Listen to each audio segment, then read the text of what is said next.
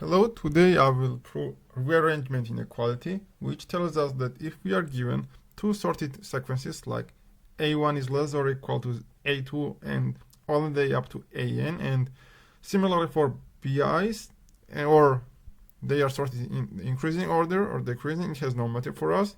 If we choose any permutation of b's, cn, then we can always show that sum of the ai times bi will be always greater than ai times ci, and this sum will be always greater or equal to ai times bn minus I plus 1. To show this one, we need to take initial permutation a1, b1, all the way up to an, bn, and look at what will be changed if we alter the two indices of the bi's. So let's take a1, b1, plus, at some point we have changed the positions at x and y, ax times by plus by times ax, and all other indexes remain to its position, and last one will be an times bn. What will we get if we subtract these two equations? All of the terms will be same, but the only difference will be that we will have ax times bx plus ay times by minus ax times by minus bx times ay. How can this be factored? If we look carefully, we will see that this equals ax minus ay times bx minus by.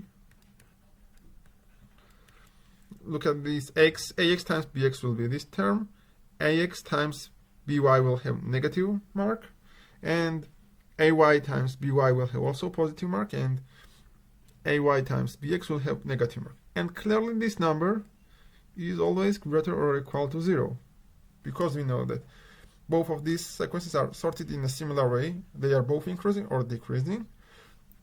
So we have shown that if we make a lot of alterations or changes in the indexes, this will decrease the sum of the total terms.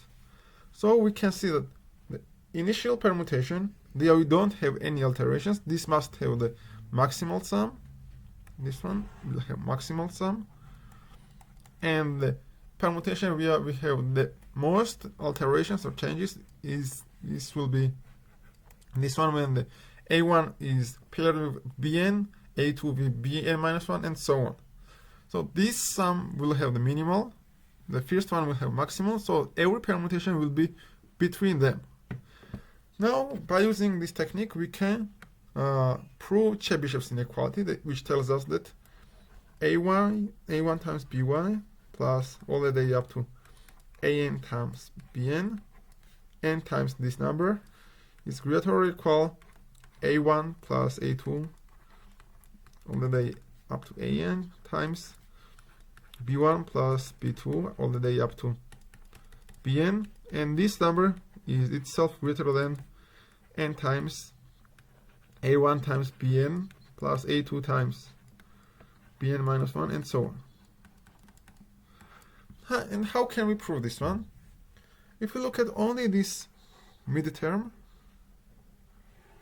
we will see that ai times bi, b1 will be 1 times only, and there we will have n numbers, where we can take permutation of bi's, any permutation of bi's, call this any c permutation, and we can group these numbers with ai's. So we will have numbers from 1 to n, ai times ci. The c may be any permutation of bi's. So in total we will have n different permutations, and because of the rearrangement inequality, we know that ai times bi is always greater or equal to this permutation. And in a similar way, because of rearrangement inequality, we know that this sum is greater or equal ai times bn minus I plus 1 I equals from 1 to n. So the main thing is to take n different permutations for bi's and expand these two brackets, two factors, in a similar way to group view ai's, such that ai times ci will be always between ai times bi, bi is from 1 to n, and ai times bn minus I plus 1. And clearly this is rearrangement inequality, and by using this one we have also proved Chebyshev inequality, which is very widely used in the Olympiad inequalities. If you want to discuss some theorems, please write in the comments, and don't forget to like and subscribe my videos.